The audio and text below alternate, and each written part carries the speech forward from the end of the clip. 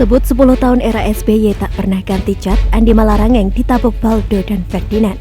Ditulis oleh Niha Alif di seaworld.com. Tidak aneh rasanya kalau Demokrat bertambah kencang nyinyirannya semenjak periode kedua Jokowi. Mirisnya, bulian yang mereka tujukan ke pemerintah nyatanya seperti menampar muka sendiri. Seperti nyinyiran soal PPKM, padahal merekalah yang duluan provokasi lockdown. Begitu juga dengan isu kudeta partai oleh Muldoko. Nyatanya, SBY yang mencuri Partai Demokrat dan menjadikannya partai dinasti. Bahkan mengubah akta pendirian dan menuliskan namanya beserta alamat rumah sebagai kontak partai. Ibas juga dengan tak tahu malu mengomentari bansos di lapangan agar jangan dikorupsi. Padahal dirinya kerap disebut di kasus korupsi Hambalang dan lolos karena anak presiden waktu itu. Kini lagi-lagi Demokrat dan dinastinya kembali membuat geger dengan mengomentari cat pesawat. Padahal era Jokowi tidak ada anggaran pembelian pesawat baru seperti era SBY. Nyinyiran itu salah satunya datang dari mantan koruptor Andi Malarangeng. Dilansir dari kumparan.com, Andi menyebutkan selama 10 tahun SBY memakai pesawat bekas Presiden Soeharto. Dan cat pesawat tetap sama, yakni kuning keemasan tak pernah diganti. Kalau pesawat kan waktu zaman Pak SBY menggunakan pesawat presiden itu tinggalannya Pak Harto. Tapi itu rasanya nggak pernah ada. Setahu saya nggak pernah ada pengecatan-pengecatan. Selama 10 tahun beliau menggunakan tinggalan dari Pak Soeharto dan tidak pernah diubah catnya atau pakai Garuda, kata Andi kepada Kumparan. Tak pelak, pernyataan Andi Malarangeng membuat berang banyak pihak yang ternyata lebih mengetahui sejarah sebenarnya. Ferdinand hingga Valdo memberikan beberapa komentar yang sukses menabok Andi. Andi Malarangeng mengatakan di zaman pemerintah Presiden Susilo Bambang Yudhoyono selama 10 tahun, pesawat kepresidenan tidak pernah dicat ulang. Ini namanya mengubah sejarah. Indonesia tak punya pesawat kepresidenan di era Soeharto hingga 2012, tulis Ferdinand. Valdo juga ikut mengomentari dengan menanyakan pesawat era Soeharto mana yang dimaksud. Karena sebelum SBY, pesawat kepresidenan diketahui hanya menyewa dengan membutuhkan anggaran besar. Seperti diberitakan oleh Kumparan, Valdo menegaskan memang tak pernah ada anggaran pengecatan pada kepemimpinan presiden sebelumnya.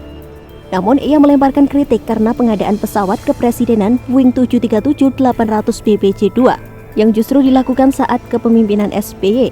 Ya, memang tidak ada budget jet pesawat 2 miliar rupiah di pemerintahan sebelumnya. Tapi beli pesawat kepresidenan BBJ-2 820 miliar rupiah ada. Selain itu pemerintah sebelumnya juga sewa Garuda yang banyak menghabiskan anggaran.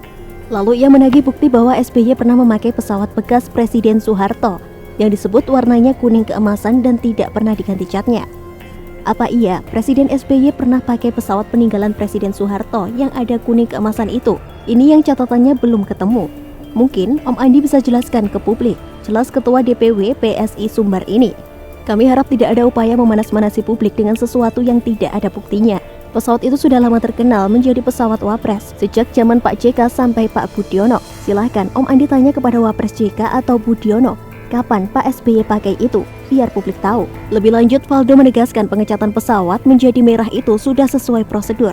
Selain itu, perawatan pesawat juga menggunakan belanja dalam negeri, sehingga diharapkan bisa menggerakkan sektor perekonomian yang sedang babak belur. Kalau krisis begini, belanja pemerintah justru perlu didorong. Sektor swasta lagi teriak, bisa makin banyak PHK kalau belanja dalam negeri dipolitisir terus. Kalau beli pesawat 820 miliar rupiah, kan itu dulu belanjanya di luar negeri. Di sini agak berbeda konteksnya, tutup Valdo. Pernyataan Valdo ini tidak hanya sukses menabok Andi Malarangeng dan Demokrat, tapi juga membongkar borok SBY yang doyan impor dengan menggunakan anggaran negara. Termasuk viral menantunya Anissa Pohan yang ketahuan belanja tas Chanel dan berbagai barang mewah di Paris pasca AHY kalah dalam pilkada. Video yang ketahuan dari Instagram story tersebut kini viral di media sosial, menunjukkan betapa nakalnya mereka hingga menghindari pajak dengan membungkus barang belanjaan dengan tas besar. Tentu harusnya rakyat yang cerdas tidak akan mau dibodohi Demokrat versi AHY beserta dedengkotnya. Hambalang yang mangkrak sudah jadi saksi sejarah warisan zaman SBY. Jangan sampai anak turunannya memimpin negeri dan menambah banyak catatan bangunan mangkrak. Kita yang waras tahu mana pemimpin sejati dan hanya modal janji dan nyinyir. Semoga sosok pengganti Jokowi nanti bisa meniru kesederhanaan dan totalitasnya dalam bekerja. Ingin tahu lebih menarik? Yuk simak video selanjutnya. Upaya SBY JK robohkan benteng terakhir Jokowi atau persiapkan jalan untuk AHY dan Anies, ditulis oleh Ca Anton dari seaworld.com. Partai Demokrat sudah bisa dikatakan sebagai partai keluarga, belum lama ini marah-marah dan menyerukan perang pada para buzzer. Begitu pula dengan JK yang menuding buzzer sebagai biang kerok kekacauan di Indonesia. Tak lupa juga PKS kerap menyinggung buzzer. Sebutan buzzer sendiri saat ini dianggap sebagai kaki tangan pemerintah. Siapapun yang mendukung pemerintah akan dilabeli sebagai buzzer rupiah. Tak peduli opini atau pendapat yang disampaikan masuk akal dan rasional, pelabelan tersebut seperti digunakan untuk menyudutkan individu agar mendapatkan stigma buruk sehingga suara atau pendapatnya tidak didengar, tertutup oleh label buzzer yang disematkan. Kemunculan istilah buzzer sendiri masih tergolong baru, meskipun pada kenyataannya orang-orang yang disebut buzzer pun sekedar membuat opini, sama halnya dengan rubrik kolom yang ada di media. Cuma bedanya pendapat buzzer ditulis pada media sosial.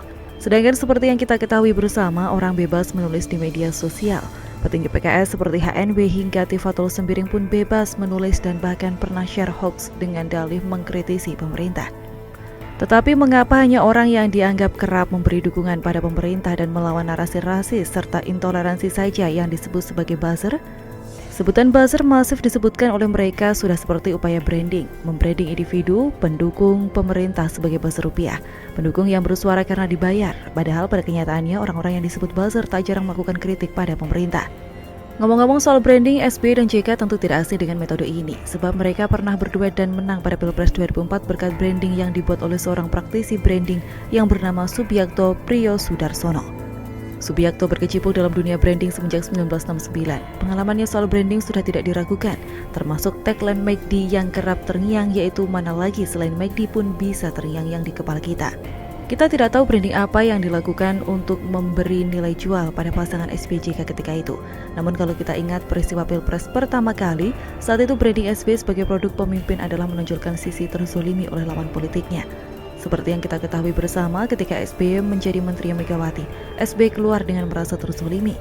Padahal Megawati mengangkat SBY sebagai menteri sebenarnya bukan karena prestasi, tetapi karena Megawati ingin rekonsiliasi.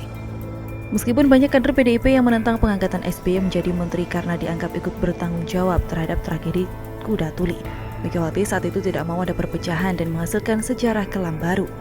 Kita kembali ke soal branding. Dalam dunia politik, branding bisa dilakukan untuk membuat citra diri menjadi baik. Hal itu bisa dilakukan jika sudah ada prestasi yang dicapai oleh tokoh politik tersebut. Kalau tidak ada, cara satu-satunya adalah membranding lawan politiknya dengan hal buruk. Itulah kenapa saat Pilpres Jokowi di-branding begitu buruk oleh lawan politiknya. Dari isu PKI hingga di-branding sebagai orang yang benci Islam, sebab saat itu Prabowo tidak memiliki prestasi yang bisa dibanggakan. Sedangkan yang namanya branding itu tak perlu penjelasan dan fakta. Itu mengapa ketika ditanya apa buktinya Jokowi benci Islam, tidak ada yang bisa menjelaskan. Saat ini seluruh dunia pun mengalami krisis akibat pandemi corona, termasuk Indonesia. Tak hanya kesehatan, ekonomi hingga kehidupan sosial terdampak. Momen ini bisa digunakan untuk menjatuhkan pemerintahan Jokowi. Namun 1 tahun lebih pandemi ini terjadi, Jokowi masih bisa membuat negara kondusif. Meskipun begitu, potensi provokasi tetap akan bisa dipantik dengan mudah melalui berbagai hoax yang dengan mudah disebarkan melalui media sosial. Di tengah pandemi saat ini, kebijakan apapun yang diambil pemerintah tidak akan bisa memuaskan semua pihak. Meskipun tujuannya baik, keadaan seperti ini membuat masyarakat akan mudah dipantik emosinya.